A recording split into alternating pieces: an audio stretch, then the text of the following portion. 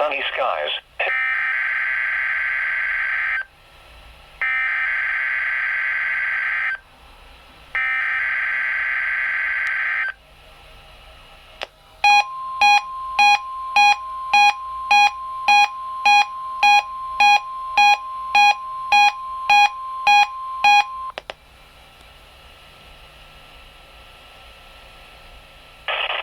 The National Weather Service in Chanhassen, Minnesota has just activated the warning alarm on 13 weather radio stations across central and southern Minnesota and west central Wisconsin.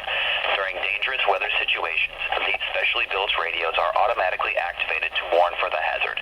Tests of these radios are normally conducted by the National Weather Service in Chanhassen every Wednesday at 1 p.m.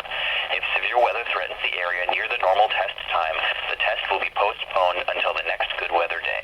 The warning alarm will be activated for selected watches, warnings, and statements affecting central and southern Minnesota and west central Wisconsin. This concludes the test of the warning system. We now return to normal programming.